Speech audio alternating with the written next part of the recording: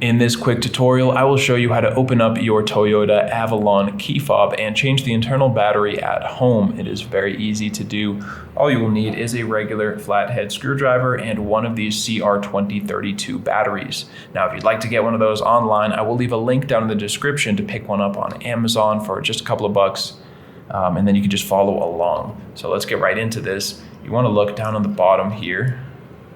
On the side there is this little button. It says push. You're going to hold that down and pull out the internal key.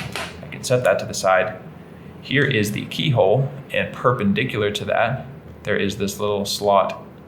We're going to insert our flathead screwdriver into that little area and just hold the device loosely and twist the screwdriver.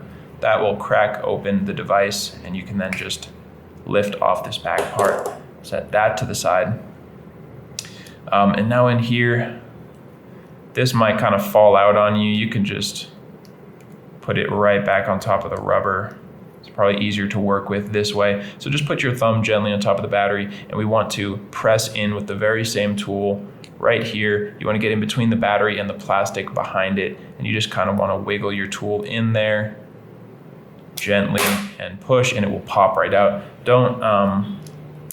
Don't just shove it in there. You could damage some components. You just want to slowly wiggle in there. Take your time and it will pop out on you. There you go.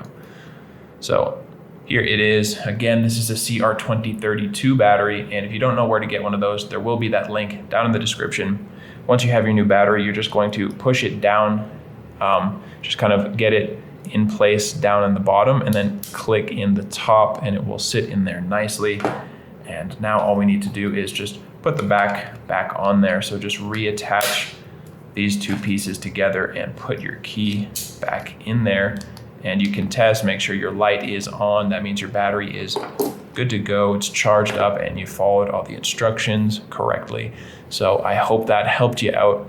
If it did, you can let me know down in the comment section or just by giving this video a like. And if you ever need help changing another battery in any of your key fobs for any maker model, you can check out the rest of our videos here on YouTube or visit us directly at fobbattery.com.